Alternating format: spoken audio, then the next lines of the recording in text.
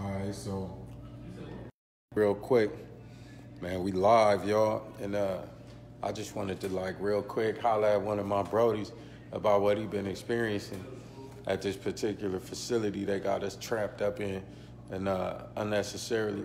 So I have my personal story, but I want to let this brother tell his story because it's powerful. So what you been experiencing, man? Man, I've been experiencing just it being trapped, you know what I'm saying? Trapped up in here, a brother just getting his stuff together. I work full time. The counselors not coordinating with these other counselors, these late nighters. They harass you as soon as you come in, harass you when you coming out. You know what I'm saying? I'm not on drugs. I don't drink, smoke. All I do is go to work and take care of my family. They'll deny passes for you when you want to go home and you're doing the right thing. My son played the AAU league, so on the weekends we travel different places. You know what I'm saying? I'm getting my family together. I come here to better my life, but I just feel like I'm boxed in, locked up. Yeah. You know what I'm saying? It's like I'm still in jail. You know what I'm saying? I come home from a long shift, and all I get is your papers was this and that, and all I have to do is look in the books. I go do exactly what these people tell me. I call in if I'm, running late. Like tomorrow, I gotta come in to work early. So before I leave, I gotta probably see who's gonna be here so I can tell them, look, they want me to do some overtime. I need to leave to work early. If I don't have no pass, I probably can't even go to work earlier than my shift time because I'm from 2 to 10:30 at night. And it's just like I be stressed out coming in here than I am, going to work. All right, so what I want to do real quick, I want to get at people some background. So first of all, how y'all doing, man? I love y'all. I know y'all ain't got a chance to see me. I apologize. I had a long day, and it's been a long few weeks. But what we really experiencing and what this conversation is about is the fact that the government, man, these parole agents and the staff at some of these facilities that's supposed to be assisting these brothers with reintegrating into society and rehabilitating themselves actually are, they putting up obstacles to cause failure. And they doing that with great consistency. They not communicating with each other well, and then they catch the brothers in the middle of that and act like it's the brother's fault when the truth is the brother could do everything you need to do. You could put in all your paperwork, you could fill out everything you're supposed to fill out, but they not talking to each other about it. And then right in the middle is these people who are this population that's incredibly vulnerable and doesn't have a real ability to defend themselves, and they susceptible to threats and threats of harming your life and putting you back up under the thumb of the government if you even just raise your voice and speak your truth. And so obviously I've been blessed with a significant medium, and I got a lot of people that support me. And so I feel like I got to use my voice to actually put a little bit of awareness out there for the people to know that this is what's happening, man. These could be your family members. This could be your loved ones that are going through this. And personally, there's no reason why I should be experiencing none of this either, because I own my own home. I'm in a gated community. My house in a gated community. But somehow somebody decided that this is necessary for my life. That this is necessary for my life. That I'm supposed to live like this. I've been released from prison. I did a life sentence. And somebody somewhere decided that it was necessary for me to live my life like this. You know that scene where the prisoners are drinking That beer on gate, the rooftop with the cages. That's what it felt Somebody like. decided The only thing that this was Morgan necessary. Freeman's voice narrating over the top. This is necessary for my life. Right? Somewhere we've had a failure to communicate, that brothers would be needing to be in these types of circumstances. And so I'm not the only one experiencing that. I own my home. I own my business. I have employees. I make my bills. I pay my bills. I got a family. I got a wife and a family that actually supports me. I'm not missing no meals. I'm not missing no taxes. I'm current. I was current on my taxes while I was in the pen. I was paying taxes in the pen, and that money that I was paying taxes with was being used to employ people who are abusing their positions, and they are not handling their business, and that's the truth. And the reason why I'm here is because somebody didn't handle their business with some paperwork, and little old me get caught up in the middle. But the mistake they making, right, is when I feel threatened, I fight back. I fight back with these, and I fight back with this. So we're going to start here, and we're going to stay there figuratively and literally. I fight back. And so I'm highly supported in. And so since I feel threatened, that if I don't do A, B, C, and D, even though I've done A, B, C, and D, and I can prove it, then what I do is I bring it to the people and let the people judge these people, and we can put some noise on it. Because I got a phone full of journalists. I got a phone full of CDCR headquarters, and these people evidently are confused about who they're dealing with, because I'm the king of hug life. And so I'm not facing this experience with no malice in my heart and no anger. It's really disappointing, because in order to parole from prison, I had to be the 100 king. I had to go to every group they had. I had to train them service dogs and do it with an honest heart for wounded warriors and children with autism. I had to do what I was supposed to do. And in response to that, I got out. So I was the 100 king to get out of prison. But once I hit the street, I started seeing a whole lot of 45s and 50-50s, man. People ain't keeping it 100. And so I felt like I got threatened today by somebody that was in a position of authority. And that person, I feel like, was threatening my freedom, and was threatening my freedom specifically because I'm succeeding. Not because I'm failing, but because I'm succeeding. I'm peeing clean. I've been home for 31 days. 30 days today, really. I've been home for 31 days. And we got a video out with 500,000 views on that thing the first 2 weeks I was home. I already signed my distribution deal. I already got a place, an office space in a town where I didn't have no support. My girl Beyonce say, when you get lemons, you make lemonade. I bought a lemonade factory. I built a lemonade factory in a place where I didn't have no family, nothing. And I brought my whole team to me and put them somewhere beautiful. And in response to that, I got met with hate from people that were supposed to actually be supporting me into my greatness and pushing me toward my rehabilitative success. I got met with hate because they ain't doing that well. 31 days free after 26 years in prison, and I'm doing better than people who worked all their lives. But the reason they ain't doing as well don't got nothing to do with my gifts and talents and theirs. It has something to do with their own personal misery and being insufficient as human beings. See, success is a blessing, y'all. Success is a blessing. I try to tell this is what you see me have conflicts for. Because when the haters came to me asking me for assistance, what they wanted was me to be on some Suge Knight, high-powered, nigga, I did it and it happened like this. But what I told them was success is a blessing from God. And the way that you get your success is by treating people well and do what you're supposed to do. And then the blessings will come. And when the blessings come, you give them out. You be a transmitter of blessings. And that's how you succeed. But that ain't what they wanted to hear. So that's where my conflicts came from. But that's a whole different conversation. What I'm experiencing right now is that people don't necessarily want me to succeed. And so I'm going to smile through it because I'm happy, man. I'm so happy that they could just stab me in the stomach and I'll smile at them and ask them, please, would you stop doing that and make sure that I'm defended properly. But I'm not about to stop smiling and being joyful, because this is a joyful moment in my life, period. And I'm going to do that in the face of anything. So what I want to say is that I felt threatened. I felt threatened. I feel threatened by these parole officers who evidently got a problem with me for existing. I pee clean. I have my own residence that I'm on lease for, and I wrote a check for $5,000 to move up in that thing. I wrote that.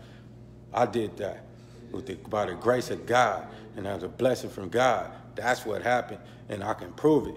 And so I got my place, I got my vehicle, I got my business, I employ people, I'm actually pushing positivity, I'm doing charitable works, I'm peeing clean. You can't find a parolee in the history of parole that been able to pull that off in 30 days. Nobody. No one.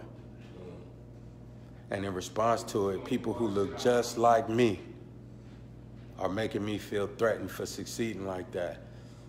And in response to that, I say, I rebuke you, Satan. I rebuke you.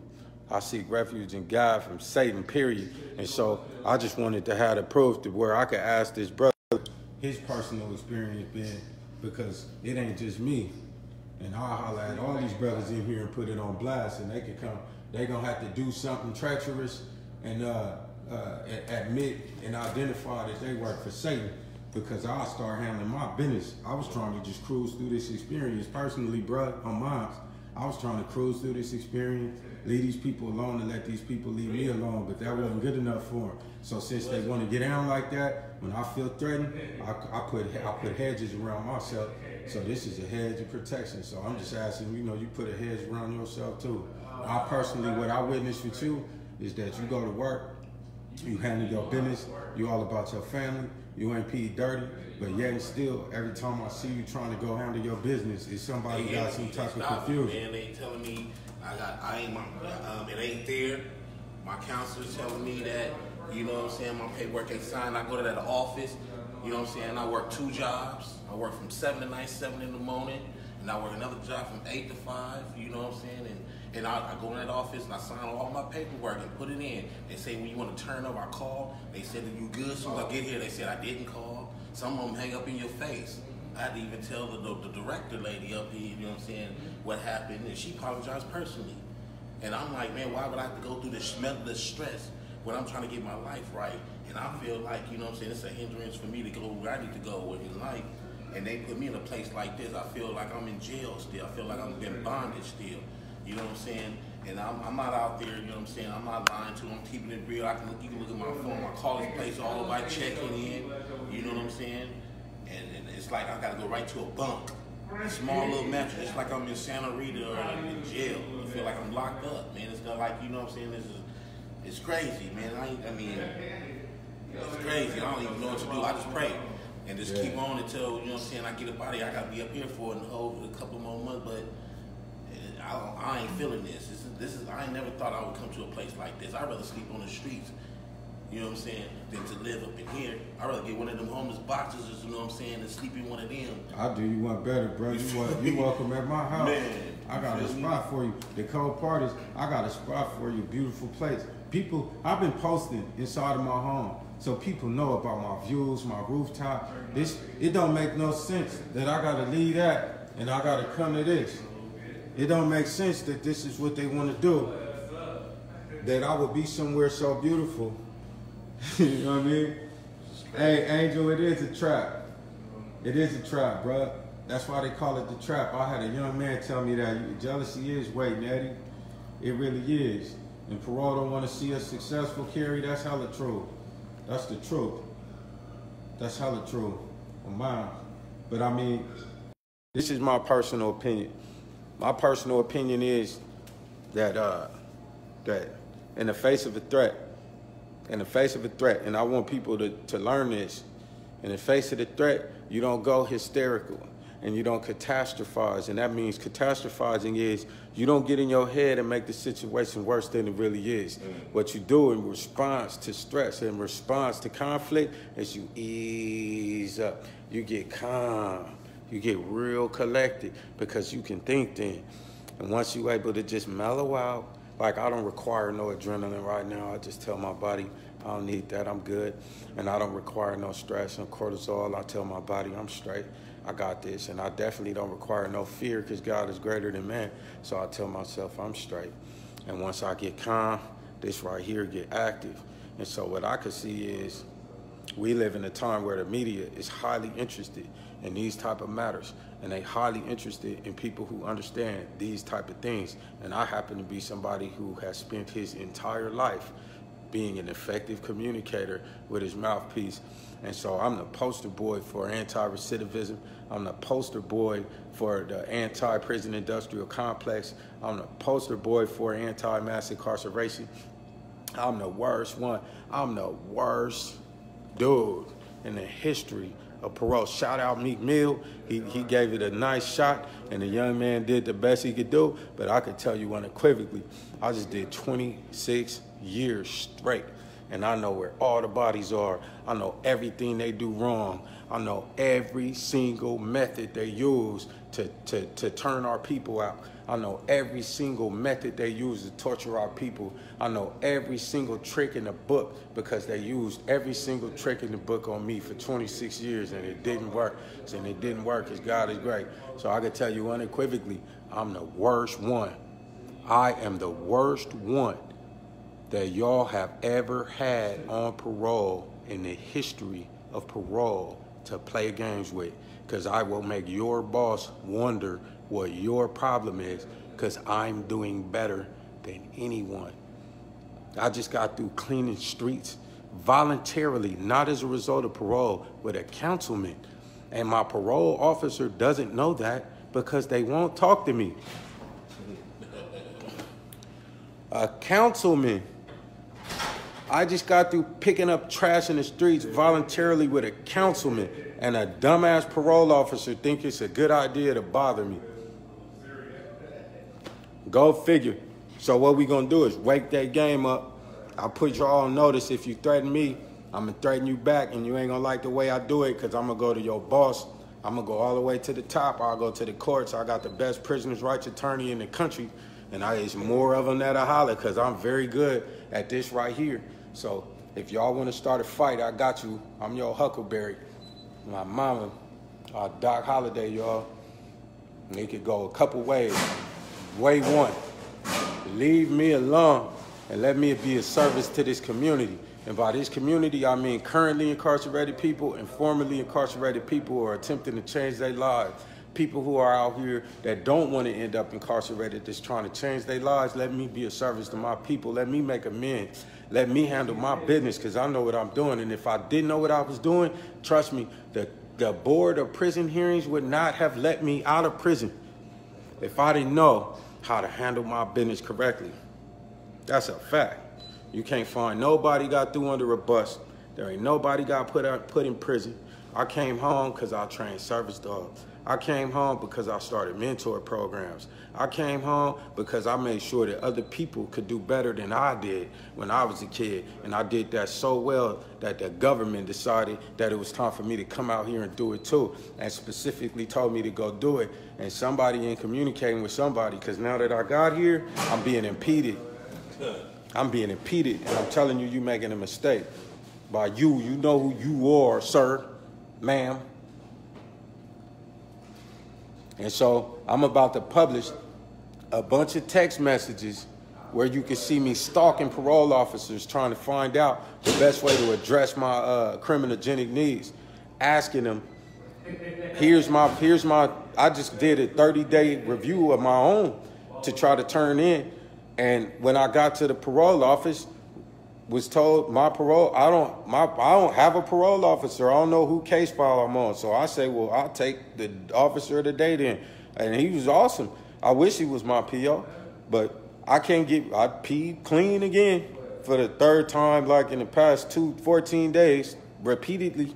I'll pee for everybody. I'll fill all y'all bottles up. Just give me a little bit of water. I'll hook y'all up, right? Because I ain't definitely not going back to prison for no pee, urine. Like, that's ridiculous. You think urine gonna be the reason that I don't get to be with my family? Come on, man. That's a humongous joke. That's so absurd. That ain't even worthy of laughter. Man, I love y'all. Yo, I love you, Sunshine. You good people, man. I'm trying to stay safe, Michael, but the problem is that two things. One, when you do well, man, you're going to be attacked for it, man. They going to attack you. I ain't no Martin Luther King, but they knocked him down because he was just doing what he was supposed to do for his people. You know, Rodney, you know, I'm serious, man. Robert Kennedy started speaking up. They gunned him down for that. You know what I mean? And man, Malcolm X changed his life, became Malik Al-Haj Malik Shabazz, gunned him down for that. You know what I mean? And we already know what J. Edgar Hoover and Richard Nixon did with COINTELPRO. We already know that they identified that this right here is the greatest threat to America. So in terms of me feeling like there's a circumstance where I'm going to be assisted by these people, man, I ain't feeling like that's going to be the truth. And it's unfortunate that people look like me have joined this machine, and now they operating on behalf of that machine when they should be operating on behalf of their own people. Everybody else, all the other cultures do it, man. And I mean by your people, I mean your ethnicity. And by your ethnicity, I mean your culture. And my culture is hip-hop. My culture is hip-hop. My race is human. And my nationality is earthling. So my people is my people are formerly incarcerated persons. My people are the earthlings, the humans.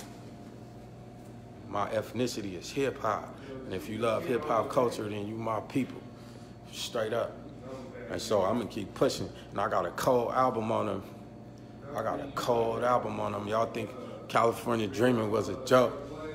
I threw that out there to say hi. I was just saying hi. That ain't even on the album, literally. That ain't even on the album.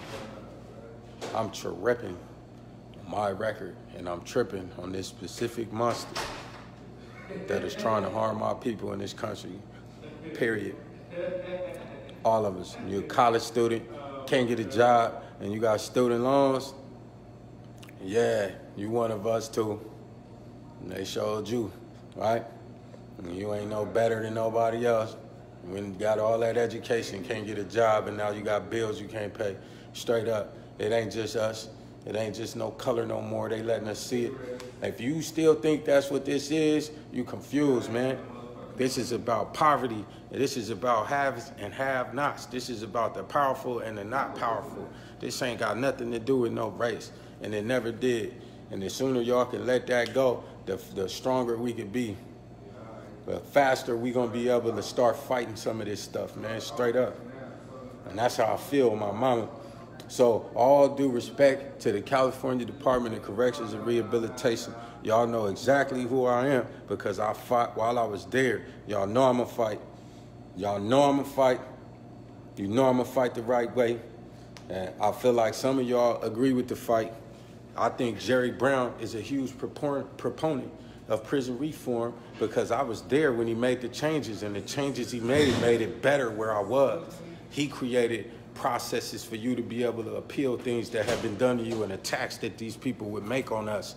And then made sure that there was accountability when you addressed your concerns, that there was a way to lock in that you had done so they couldn't act like they didn't receive a complaint that your food was molded for 2 or 3 weeks, or that that's what they was doing before they put the R on it. CDC, California Departments of Corrections, and those people who've been around so long that they resist the R that has been added. They don't want to rehabilitate nothing because it's counterintuitive to their existence. They built an economy based on crime and punishment, and now the government and our leaders are calling for crime and rehabilitation. We are the only developed nation left that still does crime and punishment.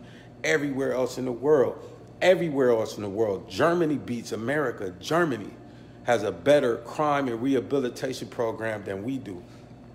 That don't make no damn sense. The people that thought it was perfectly logical to try to kill all the Jews somehow have done so well that they have a better rehabilitative program system than the United States of America. What?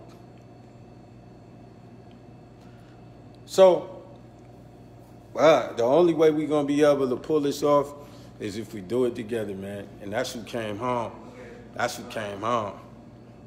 didn't get out of prison so I could come and rap about being a good rapper, or rap about being able to rap fast, or rap about being able to sip some syrup, or rap about how much marijuana I could smoke, or rap about how much alcohol I could drink, or rap about how many cars I got, or rap about how tight or baggy I wear my pants. That ain't what's going on, y'all. That ain't what this is. It's about to get crunchy. I'm gonna keep my head up, Mike Wallace. What's happening, Harold? Alexander, I see you, man. Michael Yusko. Yeah, let's fix the hoods on my mama. I'm with it. Nick Perez, I see you. I love y'all, man. Nathan Sappy, what's up, bro? You know I love you, bro. Straight up, man. We not playing. I've been trying to wait, man. I've been trying to wait so I could give it to y'all the right way, but it seemed like this the way to do it. I'm very, very comfortable with the bottom. I came from the gutter. I came from the projects, man. I lived in almost every project you could think of. Trentwood, the Village in Waco, Happy Hill in Alabama, and Pritchard, and in the CV Circle, New Harvesa, South Sac, I'm in G Parkway. I've been in Florin Meadows. I lived in East Parkway. I lived everywhere you could possibly live. Nedra Cordo, 24th Street. I've been everywhere you could think of because my mama was a Rolling Stone. Now, I could tell you I'm very comfortable with the bottom. I'm so comfortable I was willing to tolerate this right here in order to just go ahead and cruise through this circumstance. But I think that some of this pressure I've been experiencing, because that ain't what God wanted. That ain't what he wanted. You can't receive a blessing and have a calling and then try to not do the calling. So I came home from prison with a folder full of protest songs. I came home with a folder full of fight songs, and that's who I really am. And I got home, and I've been a little happy and joyful and trying to just kind of lay my foundation so that when I stand on it, I won't sink, that I could be standing on something solid instead of quicksand when I receive the pressure. Because if you got to hold something heavy, you may as well be standing on something solid while you do it. And I've already done that, man. God is real. So I'd say if we got to do it from here, then we'll do it from here too. So let's get it. Let's get it. When you, I think earlier I was about to say, when you're doing what you're supposed to do, when you do it exactly the way you're supposed to do it, when all your other stuff is protected and correctly situated and your spirit is right and your behavior is right and all is well, Satan got to knock on your front door. He got to come right to your door and knock on that thing. When you open the door, you got to stand there. They got to go too far to do me harm because I'm doing so well that it's going to be absurd if they play games with me. Satan got to come to my front door, and I welcome you. I welcome you. If you're in the body of a parole officer, I welcome you. I'm willing to meet you because I'm not afraid of you, Satan. I would like to ask you several dozen questions about the glory of God. When I meet you, I'm not going to meet you fearful. I'm going to meet you and say, how are you doing? It's nice to meet you. I got some questions, man. What's he like? What was it like when you met him? Ain't nobody scared of you. Mark, Satan is a mark. Even if he inhabit the body of a PO. Straight up. So shout out to everybody, man. Raiders all day. Angel. I ain't mad. Yeah, Realla Dilla. What's up, bro? Push that knowledge, man. Push it, brother. Man, I got so much respect for you. I'm going to do that live for you, brother. I got a lot of respect for you. All right, Daryl. I appreciate that. Yeah, our voices are definitely a part of the solution, brother. I had OG tell me that you don't bring a problem if you don't got a solution. That if you don't got a solution, you shouldn't talk about your problem. And so I personally, this right here is a solution. We're going to go live on that ass, and we're going to keep doing it. And we're going to just keep it 100, straight up. I'm chatting with it, bro. Yes, sir.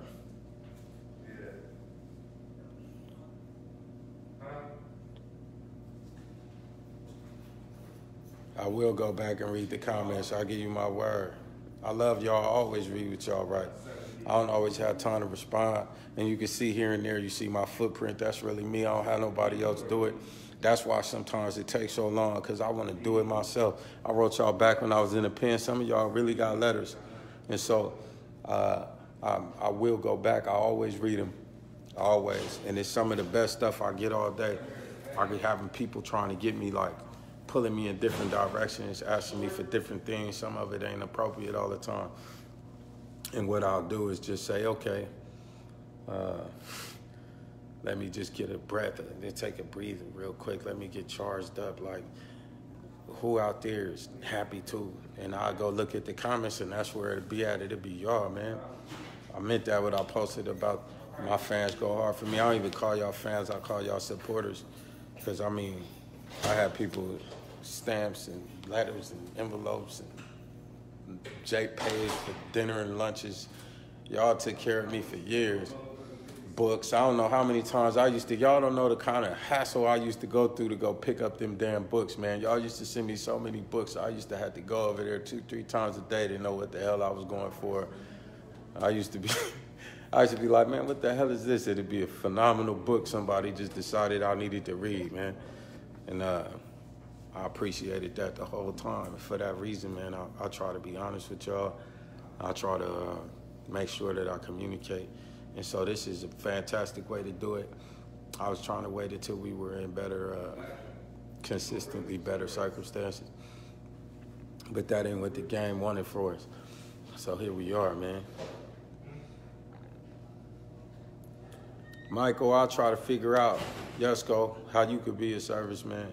And I'll let you know. I think for now, the best thing we could do is just share the message and just make people aware. I think the more views we could get on this post, the better it'd be for me to be able to demonstrate what I'm going through. So I think that's the best thing we could do is share the post and just put it out there and hope that that'd be enough to make it to where if somebody go too far and Satan decide to knock on my door in the body of a PO, that I can have some type of footprint where there's an awareness of what I've been going through with these people. Because what I perceive it to be is that it can't be nothing but success, that you would be, there's nothing to be angry at me for if you're a PO. If you're a parole officer and you really want people to do well, you should put a poster of me on your wall. Been out of prison for 31 days and I have my own place. I own my own home in a gated community. I have my vehicles, I have my own bank accounts, I own my own business, and my business is set up and fully functioning. And 500,000 views on a music video that we wasn't even trying on. It was just to say hello. Hello, it's Honore, I'm doing fine, how are you? I was just saying hi. What happens when we drop the real one? So, I don't know. We're feeding people. I'm doing charity, I won't show y'all because it's not appropriate. Because it ain't right. I'm doing stuff I won't even show y'all because it ain't right. And it's like, damn. Damn, man. What the hell? So that's why I feel good, though. So y'all know, I feel good. I love you too, Angel.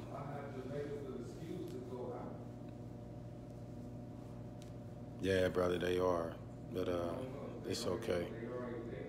I don't do the plural on these devil, though. I do the this devil. It's just one of them.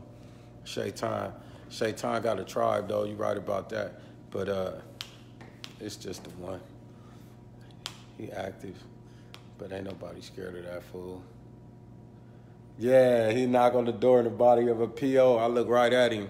Yeah, you know something I do sometimes? I look a person right in their eyes and I say, I see you. And they'll be like, excuse me? I say nothing. But I see you, Satan, in there. They don't want folks doing good, Mike Wallace. It's not good for business. It's counterintuitive that the people charged with your rehabilitation have the most to lose if you're rehabilitated. That's counterintuitive. Anytime you see something like that, it means that it's not supposed to be to your benefit.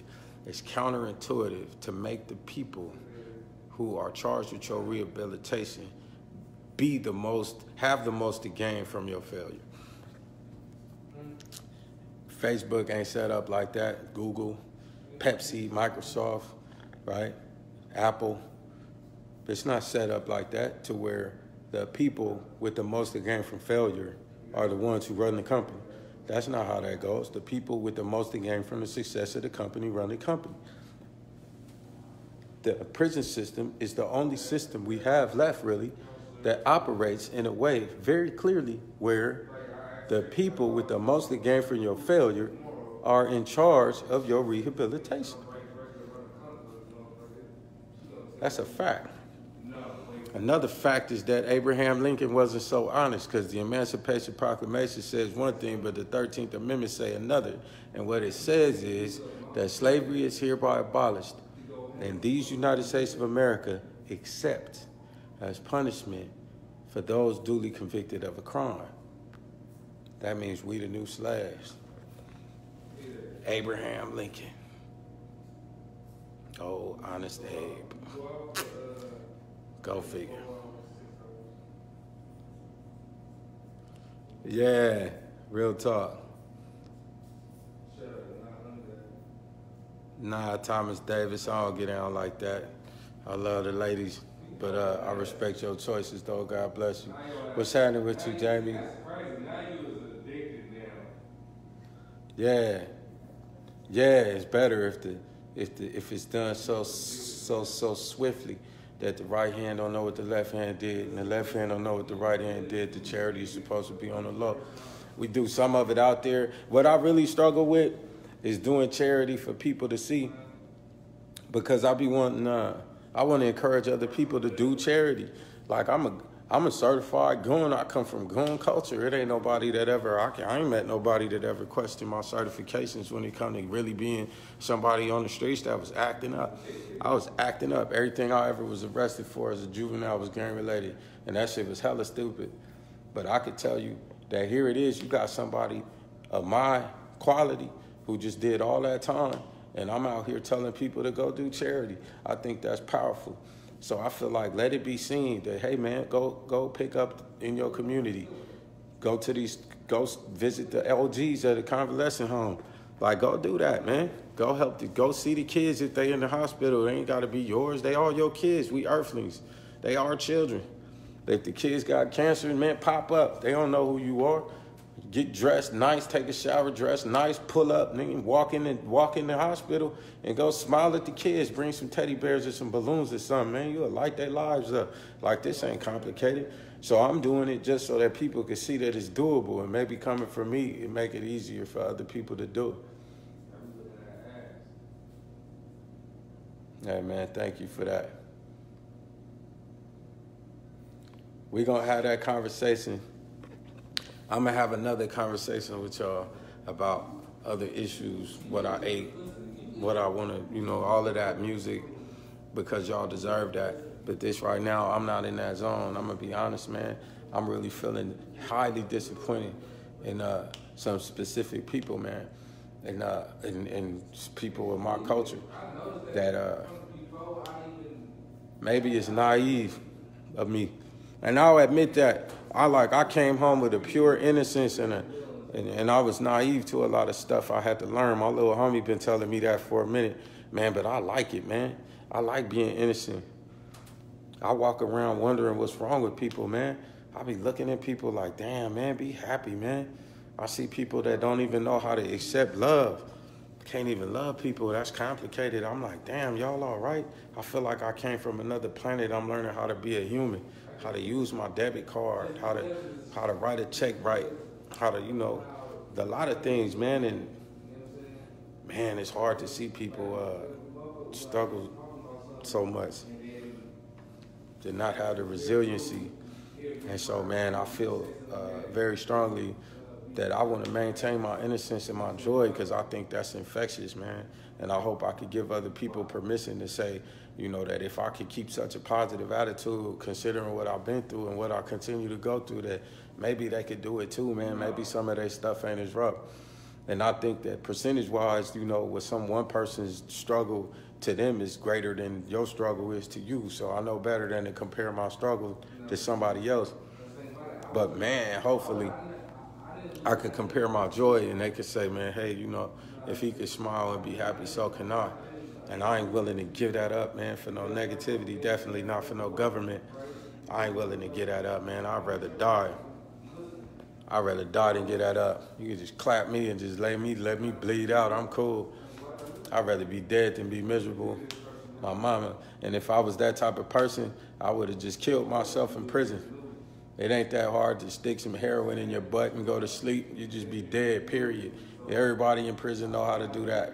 If they just decide to check out, that's all they take. A couple $100 and some sleep, and you'd be dead as all hell and get paroled that way. And that just wasn't ever no option for me, man. I just wasn't willing to do it. And so if you can't do that, you're gonna have to live. And if you're gonna live, may as well live well. So that made sense to me. So here we are. But I'm going to holler at y'all on another level. What's up, Wes Craven? Yeah, man. That's deep, brother. Hey, Terry, thank you. I appreciate it. Back of Framer for life. I see you, David. That's deep. Maybe I got the music, but we'll talk about that. What's happening with you, nephew? I see you. Would I ever sign an album deal for 250 racks? I just turned down $1 million because they was too slow, brother. But that, again, man, that's a different conversation. It's all good, man. No, I'm not going to do that. I'm not going to do that. I wouldn't do that to y'all. I ain't going to do that, man. There's a hypocrisy involved in tripping out that I don't want nothing to do with, man. I feel like I owe a whole lot of people a whole lot of things, including Mrs. Harris, man. I don't get to trip out and be stupid. I don't get to do that. I owe too many people, and I'm very serious about that. I honor a whole lot of people, and I have to carry a certain amount of decorum and discipline in my spirit because of the people that I'm responsible for having to being an example for. So on my weakest days, man, y'all give me strength because I just can't let y'all see me go out sideways. I feel like that would be a huge disappointment, and I just can't do it. I can't do it. Thank you, Terry. Thank you. Yeah. Y'all have a good night, man. It's been very helpful. I feel better now than when I started, and maybe that was good. Maybe I just needed to be with the people. I'm telling y'all, I go to your comments, and I feel better when I just read them. This is actually better. So maybe we could do these more often, and I can answer your questions. I'll be in a better spirit for that. Thank you for praying for me, Nathan. I really need it. Nah, bruh. I don't think I'm going to be doing, I don't know what Jesus rap is or a God rap. If you listen to like Nefarious Verses on Unforgiven 2.5, or if you listen to Assisted Suicide or Acid Rain, I think that might be the closest I could get to something like that. Like, did Tupac do God raps? You know what I mean? Was Blasphemy a God rap? Was Black Jesus a God rap? Did Scarface do God rap? If you listen to Untouchable or The Fix, some of the best songs I ever heard in my life were highly spiritual and introspective. So I don't know if I would call that God raps, but I could tell you music for me is a form of, it's a safe haven. It's a form of therapy. And so I don't really like to mix, you know, too deep my recreation with my occupation. And so sometimes I just like to get in a song and have a ball, man, and let some of this stuff go, and I just start chopping. And so I'm just going to be spazzing out in some songs. I'm not going to spaz out with no game, none of that garbage. You know, I'm good on that. On my mama, it's 24th Street till the day I drop. And I'm from the Gardens. I'm from Meadowview Road and 24th Street till I drop.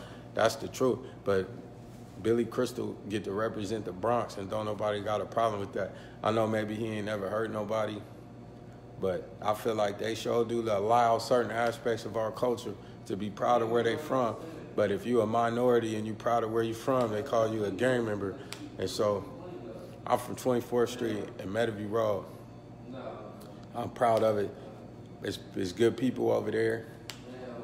TK Way, Kim Ave, Ken Worthy, Babette. I've been over there my whole life. I lived on Amherst. Like, that's where I'm from the Gardens, period. My family, my aunts, been over there my whole life. I've been in the South Side my whole life. I ain't about to start. You know, Barack Obama used to rep his part of Chicago. You know what I mean? He repped it. He's still repping right now. You can find him talking somewhere. I bet you he tell you all about Chicago, how he feel about his area. And that's how I feel. So I rep for the Gardens. And there's kids out there who heard me say gang banging was the bomb and go hurt people and this GBC and all that. So now they can hear me tell you that I'm proud of my community. And then the antidote. antonym of that particular psychology is positive psychology and pride of where I'm from. So I'm going to rep that, and that's going to be in my music. And Sacramento stand up, that's going to be in my music, period. But am I about to espouse my particular political views and my introspection and what my spirituality is? If that's how I feel when I get on a beat and that's what come out, that's what's going to come out. But I guarantee you it's going to be salved out. Guarantee you it's going to be gas. Watch. You don't even know. Did like 5 songs tonight. I had a fantastic facility, only to come back to this garbage, and feel like I was being threatened for being successful. Man, it's not nice. It's not the business. Blast for me. I love that song. Red and blue make green on my mama. So true. Misanthropy. I love that song.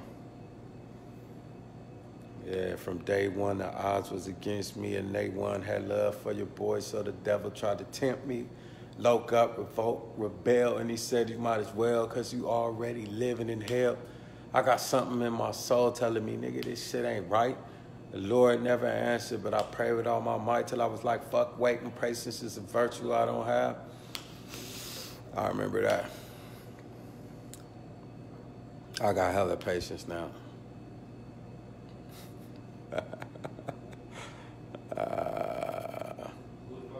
Yeah, man, I was then and this is now.